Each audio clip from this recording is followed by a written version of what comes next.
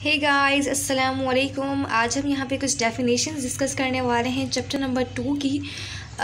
Reading इसकी हमने इसलिए कंटिन्यू नहीं की क्योंकि इस चैप्टर में जो वर्ड टू वर्ड बुक में लिखा है वो उस तरीके से नहीं समझा जा सकता, क्योंकि बुक में वो प्रॉपर नहीं लिखा हुआ या फिर वो उस तरीके से नहीं लिखा हुआ जो आपको वो प्रॉपर समझ आ सके। ठीक है ना, मीन्स बुक लाइंस पढ़ के आप वो चीज़ें समझ नहीं सकते हैं, उसके लिए कुछ बेसिक होना ज़रूरी है, कुछ बातें आपको समझना ज़रूरी है। सो इसलिए यहाँ पे अभी मैं आपको कुछ डेफिनेशन समझा रही हूँ ताकि जब हम ये डिस्कस करें तो आपको ये कॉन्सेप्ट क्लियर हो जाए। सो अभी जो हम पढ़ रहे हैं वो जो डेफिनेशन है बस यूनिट वेक्टर की। यूनिट वेक्टर क्या है? A vector in any direction. Vector होगा किसी भी डायरेक्शन में जिसका मैग्नीट्यूड क्या होगा?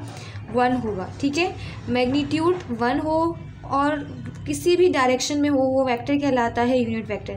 ऐसा वेक्टर जो किसी भी डायरेक्शन में हो लेकिन उसका मैग्नीट्यूड क्या हो? 1 हो या फिर यूनिटी हो। 1 के लिए यूनिटी का वर्ड इस्तेमाल किया जाता है और ये यूनिट वेक्टर वर्ड निकला ही 1 से है। यूनिट का मतलब होता ही 1 है। सो ऐसा वेक्टर जिसकी कोई भी डायरेक्शन हो सकती है लेकिन उसका मैग्नीट्यूड 1 आ रहा हो तो वो वेक्टर कहलाता है क्या? Unit vector. इसकी एक और डेफिनेशन ये है कि ऐसा वेक्टर और यूनिट वेक्टर वो वेक्टर है उसको हम कैसे ऑब्टेन कर सकते हैं, मतलब ये हमें मिलेगा कैसे, ये आएगा कहाँ से। सो हमने कहा कि a unit vector can be obtain by dividing the vector by its magnitude. कोई भी वेक्टर होगा अगर उसको उसी के मैग्नीट्यूड के साथ डिवाइड कर लिया जाए तो हमारे पास क्या आ जाता है? हमारे पास आ जाता है, ये मैं यहाँ पे मोड्स लगा लेती हूँ इसके, ये 2 लाइंस हैं। ठीक है, किसी भी वेक्टर को उसके अगर मैग्नीट्यूड के साथ डिवाइड कर लिया जाए तो हमारे पास क्या आ जाता है? यूनिट वेक्टर आ जाता है। When any vector is divided by its magnitude then unit vector is formed. ठीक है, इसकी डेफिनेशन आप इस तरह से भी बना सकते हैं। ठीक है, अब यहाँ पे हमारे पास क्या है? यहाँ पर हमारे पास है कि the magnitude of A is given bye. अब जब हमें फार्मूलाज में जब हम ये फार्मूला यूज़ करेंगे, जब हम न्यूमेरिकल सॉल्व कर रहे होंगे तो फार्मूलाज यूज़ किए जाएंगे वहाँ पे। तो एक फार्मूला जब हमें मैग्नीट्यूड फाइंड करने के लिए कहा जाएगा, ये ए एज हमने एग्जांपल लिया है फॉर एग्जांपल, क्योंकि यहाँ पे ए ही ले रहे हैं हम। यहाँ पे वो x भी दे सकते हैं, वो y भी दे सकते हैं, वो कोई भी चीज़ सपोज करवा सकते हैं। ठीक है ना। सो हम ये एग्जांपल के तौर पे ले रहे हैं। तो फॉर एग्जांपल हमने मैग्नीट्यूड फाइंड करना है a का, तो उसके लिए जो फार्मूला लगेगा वो ये लगेगा कि ये जो हमारे पास क्या होगा कि जो a होगा वो बराबर हो जाएगा a² x plus a² y plus a² z। मतलब ये x एक्सिस को शो कर रहा है, ये y एक्सिस को शो कर रहा है, ये z एक्सिस शो कर रहा है और ये हमारे पास क्या आ जाएगा? रेडिकल आ जाएगा। ठीक है, तो ये 2 फार्मूलाज हमारे जो है वो यूनिट वेक्टर के न्यूमेरिकल्स में यूज़ होने वाले हैं।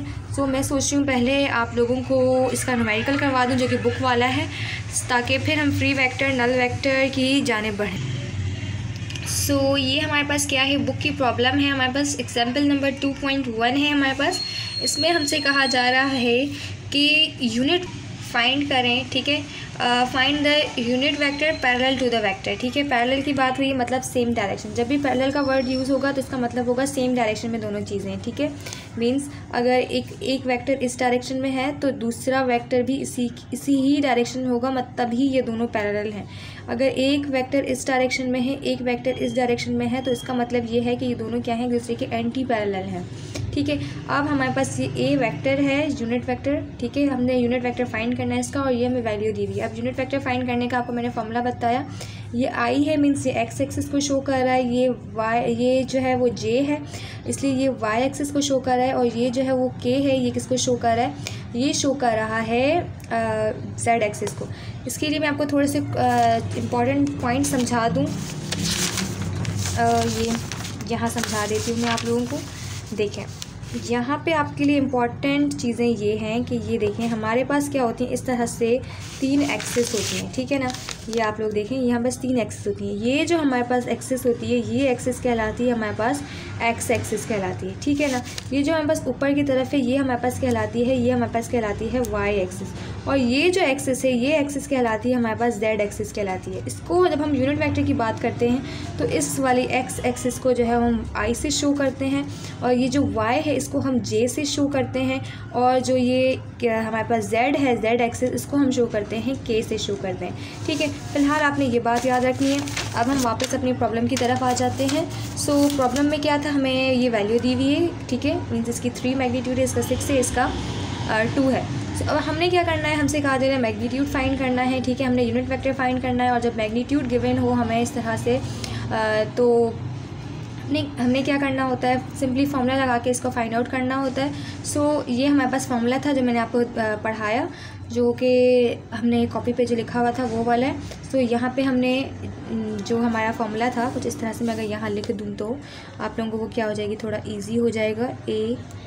ax plus a square y plus a square, ये z है और ये हमारे पास इस तरह से है और ये हम फाइंड कर रहे हैं, ठीक है। बुक थोड़ा सा गंदा हो गया है लेकिन कोई बात नहीं। सो क्या हो गया, ये फार्मूला है, इसके अकॉर्डिंग हमने वैल्यूज़ पुट की हैं। यहाँ पे हमारे पास 3 वैल्यू गिवन है तो ये 3 है, यहाँ पे 6 गिवन है तो यहाँ 6 है, या 2 गिवन है तो यहाँ 2 है। इस फार्मूला के अकॉर्डिंग हमने वैल्यूज़ पुट कर दी हैं।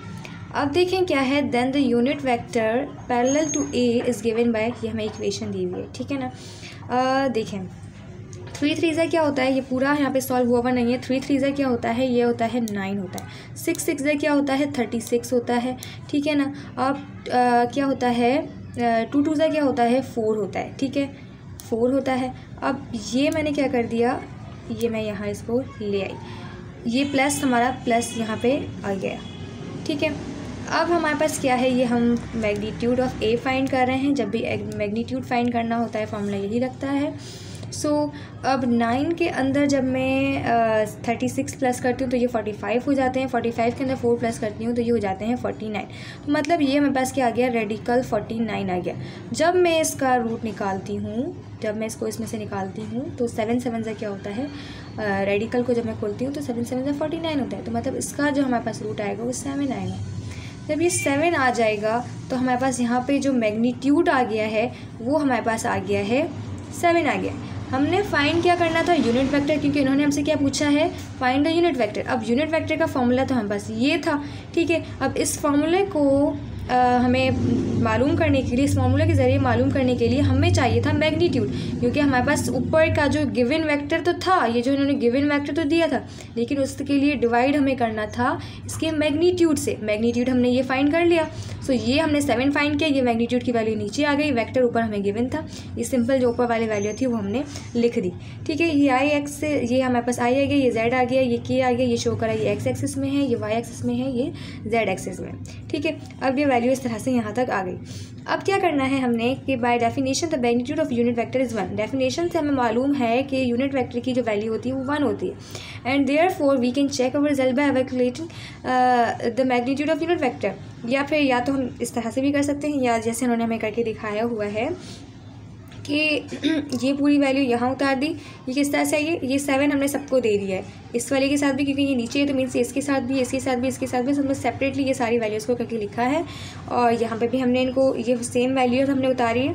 अब हमने क्या किया है, इसको हमने रूट लेके इनका स्क्वायर लिया है, ठीक है, जो कि सेम हमने जब इसका रूट लेके स्क्वायर लिया तो ये क्या हो जाएगा, 3 3 क्या होता है, 9 हो जाता है, ठीक है। 7 7 क्या होता है, 49 होता है। 6 6 क्या होता है, 36 होता है। 7 7 क्या होता है, 49 होता है। 2 2 क्या होता है, 4 होता है, ठीक है। और 7 7 क्या होता है, 49 होता है। ये 49 हम कॉमन ले लेंगे, ठीक है। और जब हम 9 + 36 + 4 करते हैं, ठीक है, तो ये ऊपर वाला भी 49 आ जाता है, नीचे वाला भी 49 आ जाता है। 49 से कट हो जाएगा और हमारा आंसर क्या आ जाएगा, 1 आ जाएगा। तो इसका मतलब ये हुआ कि हमारे पास आंसर 1 आया है। सो यूनिट वेक्टर ये शो कर रहा है कि डेफिनेशन से भी हमें पता है कि यूनिट वेक्टर 1 ही होता है, और यहाँ पे आंसर भी हमारा 1 ही आ रहा है। ये बहुत डायरेक्ट हुआ है, इसीलिए मैंने ये सॉल्व करवाई ताकि आपको पता चल जाए कि एक्चुअली ये हो क्या रहा है। और ये डायरेक्ट करके थोड़ा सा उन्होंने मुश्किल कर दिए इंसान को समझने के लिए, लेकिन आई होप आप लोगों को अब समझ आ गई होगी। कोई भी प्रॉब्लम है तो आप लोग पूछ लीजिएगा। वीडियो पसंद आई तो इसे लाइक कीजिएगा, अपने फ्रेंड्स के साथ शेयर ज़रूर करें, अपना ख्याल रखें, दुआ में याद रखें। और मेरा फेसबुक पर एक ग्रुप है, पेज भी है, अगर आप लोग उसे ज्वाइन करना चाहते हैं फॉर MCQ डिस्कशन, उसकी लिंक आपको डिस्क्रिप्शन में मिल जाएगी। अपना ख्याल रखिएगा, दुआ में याद रखिएगा। अल्लाह हाफ़िज़।